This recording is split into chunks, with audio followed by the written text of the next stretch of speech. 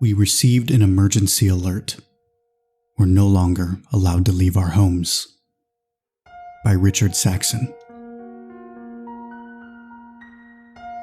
We were just chilling in front of the television, idly watching the colorful images without thinking too much about its actual content.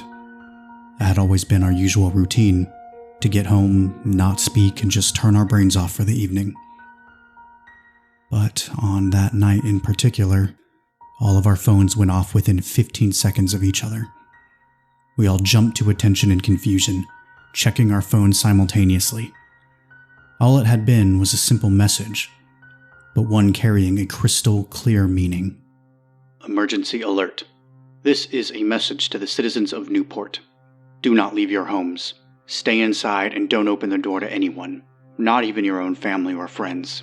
This is not a test. Stay inside, turn off the lights.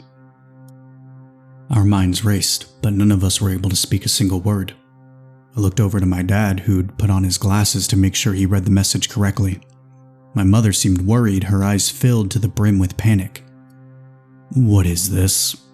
my dad finally asked. While the message was clear, it didn't really explain the situation. It was the first and only emergency alert we'd ever received in our small town apart from the occasional test message. It was real. Something dangerous was on its way, and we hadn't the faintest idea what. I went over to the window, only to see each and every one of our neighbors begin to turn the lights off. Within a couple of minutes, the entire neighborhood had turned dark, leaving us confused in a haze of ignorance. "I'm calling the police," Dad said as he dialed the number. It started to ring, and Dad put the phone on speaker. But instead of a person picking up, he just received an automated message. "We're experiencing heavy call volumes at this time. Please do not hang up. You will be redirected to one of our dispatchers shortly." "What is going on?" Mom asked. "I don't know. This is..." Dad said before trailing off. I still stood by the window, watching the empty neighborhood, wondering if anyone would defy the message and go outside. In the meantime, Dad was still trying to call the police. After the third attempt, he tried to reach his coworker instead, who lived further downtown. "Hey, David, did you get the same message as us?" Dad asked. "Yeah, it's bizarre. Most people are staying inside, though. A few went out on the street to mess around, fucking idiots. They seem fine, but I don't know. Wait, what's that?" Dad waited patiently as David went silent on the other end of the line. "I think the military's out on the street. They look odd. We're all wearing gas masks, but the masks have 3 eyes instead of just 2. I've never seen a mask like that. I don't even know what kind of weapons they're carrying." "Can you take a picture and send it to us?" "I'll try, hold on." A few seconds passed, and another beep could be heard from my dad's phone, signifying that we'd received a picture. My dad quickly opened it, but what greeted us was a little more than a tangled mess of colors from a clearly corrupt photograph. "David, the picture isn't showing up. Try again, please." "Yeah, it doesn't work. The camera won't save the pictures correctly." A loud screech took over the line, shoving us all to the ground as we held our hands tightly over our ears. Though it came from the phone, it was an impossible sound that should have blown the speakers to smithereens in a second.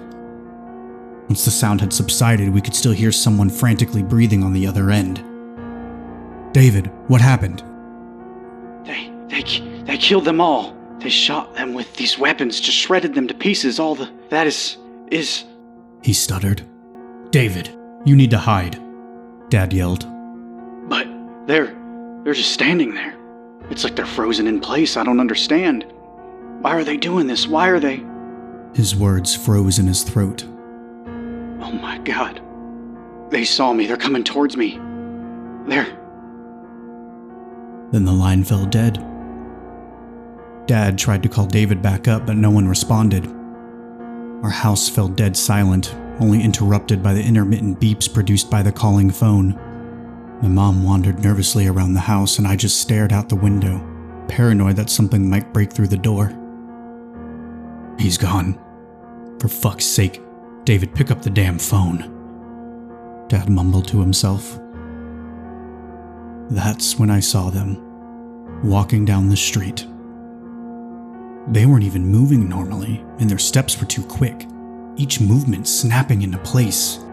They were wearing strange uniforms that might have looked like military uniforms in the dark, but once they got closer, it was clear they weren't even human. One of the neighbors' doors shot open, and the Johnsons came running towards the military thinking they were finally safe. But as soon as they had been spotted by the marching creatures, they had lifted their weapons. The same screech filled the neighborhood, almost knocking me to the ground as the air literally started to vibrate. The family screamed in agony for a moment, but within seconds their bodies just started disintegrating, until all that was left was a pile of flesh that resembled minced meat. I wanted to scream, but before I got the chance, my dad put his hand over my mouth. "Do you want to die? Keep your mouth shut," he whispered. Just that mere sound briefly turned the creature's attention in our direction, but once we fell silent, they just stopped. There they stood, as if frozen in time.